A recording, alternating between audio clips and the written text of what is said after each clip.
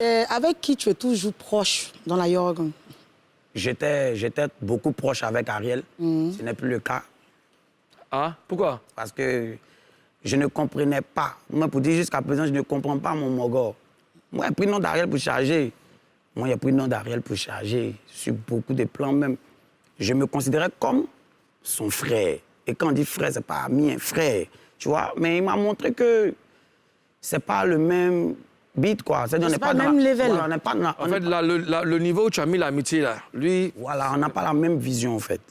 Moi, il me dit que quoi, même quand on est frères, on peut se serrer les coudes, on peut se mettre ensemble, faire des choses. Yeah. Est-ce que tu as parlé à Ariel? Ariel. Ariel a plusieurs numéros. J'ai ses numéros.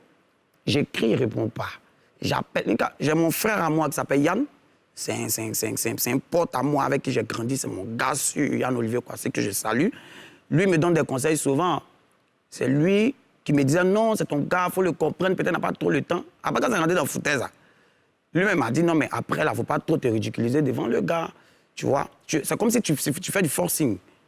J'ai dit à Ariel, est-ce qu'on peut collaborer? C'est un truc actuellement dans l'église, yo. Mon cocotier est penché. Et puis, il dépense trop. Tu vois, je dépense trop, il y a la MIFA, tout ça.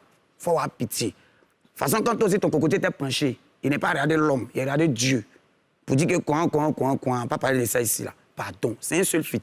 Puisque tu es avec une grosse maison de prod, moi, il y a composé quelque chose, il y a créé un mouvement, il te donne. Je te donne ça.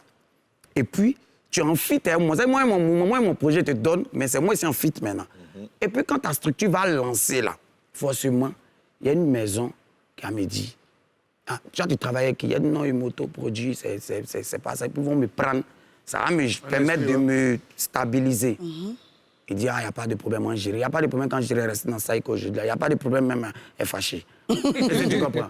Mais tu sais, après, moi, je reste convaincu que ça, c'est un problème qu'on peut... Tu me l'as dit, on se parle tout le temps, on se cache rien. Ariel, même, je sais qu'il y a un comportement qu'il n'aime pas. Ariel, quand il vient, souvent, il laisse un message, c'est comment Ariel, tu vas bien? Il ne répond jamais. Après, quand on se dit, vieux, tu as raison, mon cher.